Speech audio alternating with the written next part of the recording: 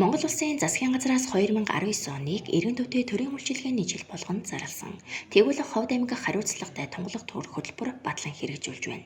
Энэ хүрээнд Жаргалан цумын иргэдийн төлөөлөгчдийн хурал засаг даргын тамгын газраас санаачлан Цагдаагийн газар нийгмийн даатгалын хилтэс хөлмөр халамжийн үйлчилгээний газар зэрэг байгууллагуудтай хамтран иргэдээ сонсын нээлттэй хаалганы өдрөлөг зохион байгууллаа.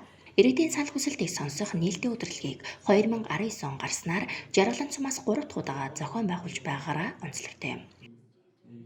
За нээлттэй хаалганы өдрүүдийг 4 сард бас манай Жаргалан цумын засаг даргын тамгын газар багийн иргэдийн нийтийн хурлуудаараа 2020 онд хийх хэрэгжүүлэх ажлынхаа саналыг ирэмблэх хурлууд хийж иргэдээ сонссон байгаа.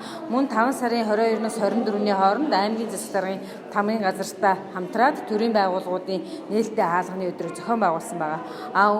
Энэ удаа бол 10 сарын 5-наас 10-ны хооронд нийт 12 багууд дээрээ 6 өдрийн турш одоо ингээд зохион байгуулж байна. За иргэдээ сонсох тэдэнд тулгамдж байгаа асуудлыг төрийн бодлого шийдвэртэй тусгаж ажиллаж байгаа нь ажилласнараа бол бидний ажлын үр дүн сайжирч байгааг харж байгаа. Өдрөлийн үйл ажиллагаа сумын иргэдэд төрөөс баримтлаж буй бодлого шийдвэр хийж хэрэгжүүлж буй ажлыг танилцуулах, тэдний санал хүсэлтийг сонсох, шийдвэрлэх, улмаар үйл ажиллагаанд зарим саналыг тусган хэрэгжүүлэх, иргэдийн оролцоог нэмэгдүүлэхэд чиглэж байсан юм. Энэ удаагийн нээлттэй хаалганы өдрөлийн үеэр иргэд ихэвчлэн гэр хорооллын бүсийн орчны бохирдол, хог хаягдлыг бууруулах, нийтийн эзэмшлийн гудамжид талбайн гэрэлтүүлэг нэмэгдүүлэх, төрийн албан хаагчдын ажлын хариуцлагыг дээшлүүлэх зэрэг нэлээд санал уламжлаж байлаа. Цаашид иргэдийн гаргасан саналыг шийдвэрлэхэд анхаарч зарим асуудлыг холбогдох байгууллагад уламжлах, мөн Жаргалан цумын засаг даргын тамгын газрын үйл ажиллагааны хөтөлбөр тусган хэрэгжүүлж ажиллана гэдгийг хэлж байна. Бид нар бол ер нь энэ бүх багтаа өөртөө улсны дараа бүх саналууд дээр нэгдсэн төлөвлөгөө гаргаад холбогдох газруудад хандъя гэж бодож байгаа. Шилбэл одоо нийтийн тээврийн асуудал бас зарим газруудад яригдж байгаа. Ингээд одоо маршрут гаргах тухай. Тэгэхээр энэ бүхнийг одоо бид нар гаргаад одоо хаашаа уламжлах уу?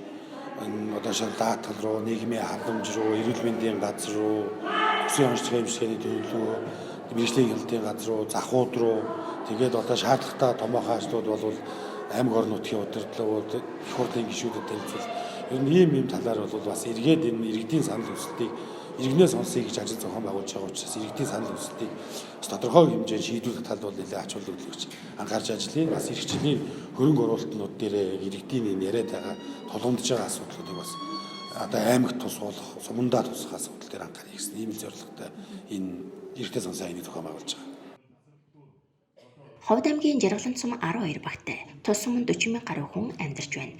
Иргэдээ сонсын нээлттэй хаалганы өдрөлөгт иргэдийн хүртээмжтэй хамруулах зорилгоор нэг өдөрт 2 багийн иргэдтэй уулзах зарчмаар иргэдийн санал хүсэлтийг хүлээн авч ажиллажээ. Ингэснээр 6 өдрийн хугацаанд 1000 гаруй иргэн өдрөлөгт оролцож дуу хоолойгоо хүргэсэн байна.